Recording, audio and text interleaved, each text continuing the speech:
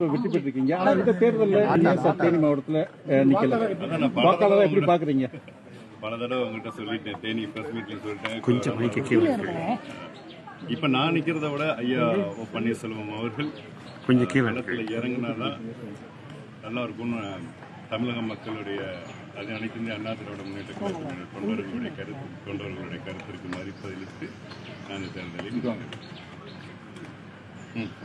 இந்த தேர்தலை திமுக கூட்டணி அதிக இடங்களை கைப்பற்றும் சொல்லி பல்வேறு கருத்து கணிப்பு வெளியாயிருக்கு. இதை என்ன நினைக்கிறேன்? என்னை பொறுத்த வரைக்கும் அது கருத்து கணிப்பா நான் நினைக்கல, கருத்து திணிப்பா தான் நான் நினைக்கிறேன். ஏனென்று சொன்னால் 3 ஆண்டு காலமாக திமுகவினுடைய மாநிலத்தினுடைய ஆட்சி மக்கள் மத்தியில் பெரும் அதிருப்தியை ஏற்படுத்தியிருக்கின்றது. அதுபோல இந்த தேர்தல் என்பது நாட்டினுடைய பிரதமரை தேர்ந்தெடுக்கக்கூடிய தேர்தல்.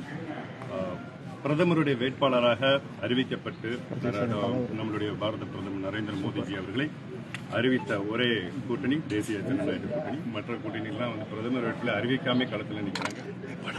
தேசிய ஜனநாயக கூட்டணி அதிகமாக எம்பிக்களை பெற்று 3வது முறையாக ஆட்சி அமைக்கும் என்று சார் ஐயா ஓபிஎஸ் வெற்றி வாய்ப்பு ராமநாதபுரத்தில் எப்படி சார் இருக்கு? மிக பிரகாசமா இருக்கு. அவர் பேர்லயே போட்டியிட்ட சுயேட்சை வேட்பாளர்களால ஏதாவது பாதிப்பு இருந்துச்சா? நீங்க களத்தில் இருக்கும்போது என்ன பாத்தீங்க? சுயேட்சை வேட்பாளர் களத்துல இல்ல, யாருமே இல்ல. பாவம் அப்புறம் கொண்டு வந்து நிக்க வச்சுட்டாங்க. ஏன்னா அவங்களுக்கும் ஐயா அவர்களுக்கும் கம்பாரிசன் பண்றதே தவறான ஒரு உதாரணம். ஐயா அவர்கள் தனிப்பட்ட முறையில் அவருக்குன்னு ஒரு முகம் இருக்கின்றது, அவருக்குன்னு ஒரு என்ன சின்னம் ஐயா அவர்கள் கிடைக்கும் என்பதை அவருக்கு தெரியறதுக்கு முன்னாடியே மக்கள் கேட்க ஆரம்பிச்சுட்டாங்க. ஒவ்வொரு கிராமமா அடிமட்ட கிராஸ் ரூட் லெவல்ல மக்கள் கேட்க ஆரம்பிச்சுட்டாங்க. கிடைச்ச உடனே அடுத்த செகண்ட் சின்னம் ரீச். சார் இப்ப முதல்ல எம்பி ஓபிஎஸ் நாடாளுமன்ற தேர்தலில் போட்டியிடுறது எப்படி பார்க்கணும்?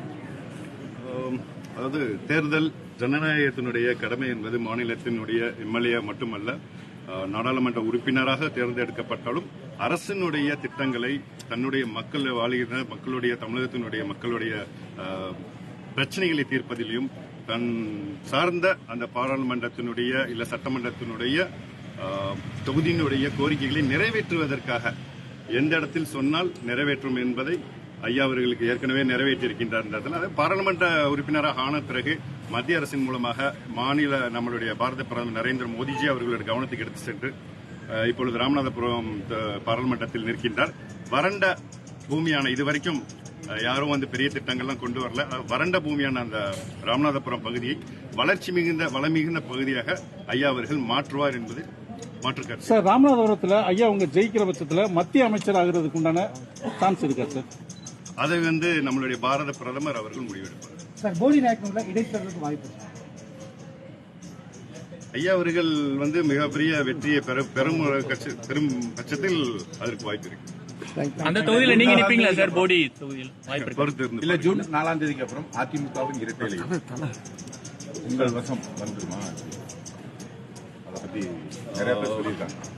உண்மையான அனைத்து இந்திய அண்ணா திராவிட முன்னேற்ற கழகத்தினுடைய தொண்டர்கள் மனதில் என்ன நினைக்கிறார்களோ அது ஜூன் 4ஆம் தேதிக்கு அப்புறம் கண்டிப்பாக நடக்கும். Okay sir, thank you.